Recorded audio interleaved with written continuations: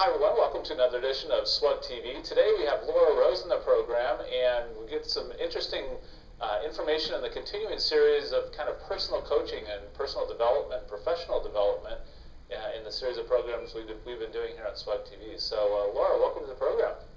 Thank you very much, Steve, and I'm happy to be here.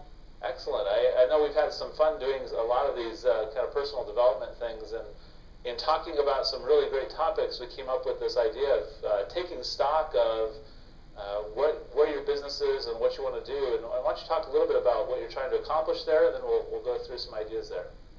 That's great. And this is a great topic because we're trying to take stock in our business, but we can be doing it as a small business owner or a division manager or a department manager as well. So I know we were talking about those two things as well.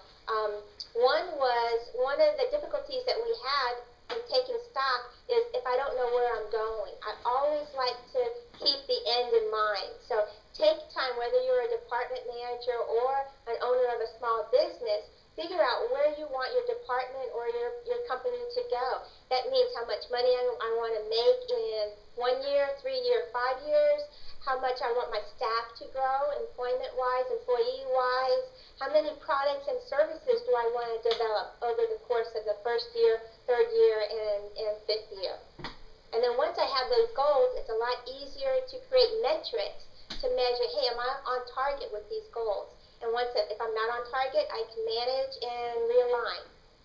And I think too, I've heard and I've seen in our own teams that having too many goals is kind of a problem. So when you do this, the successes I've seen are where you start with kind of a whole bevy of goals and distill those down to, look, if I'm really looking at this 3 years from now, what are the 2 or 3 things that are really going to have made a difference? What are the net goals, if you will? And then you can start driving towards those and measuring those. Has that been your experience as well? I think that's a great observation. What I like to do is start with my 5-year goals or, my 10-year, my high-level goals. And they tend to be very few and a very high level. And then say, okay, from that goal, what are my 3-year goals that support those, that will get me to the 5th-year goal? And then down to my 1 year. And if anything in your 1 year doesn't support your 5-year goals, it should go out the door.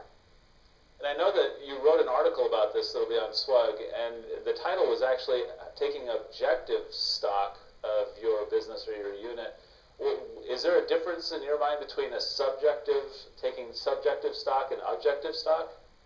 Well, subjective means I'm getting my emotions in there. I've talked to clients, well, they feel that their business isn't going forward as fast as it could be, or they're not making much progress in certain areas or certain projects.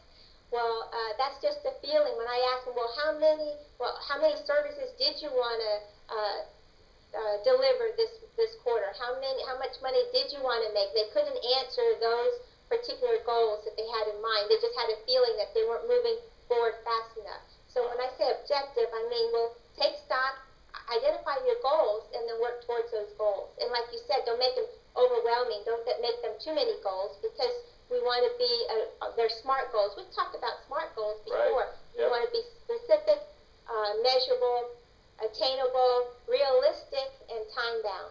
I was just going to mention that. Specific and measurable, and you'll be able to actually put your arms around them to make them make sense for you.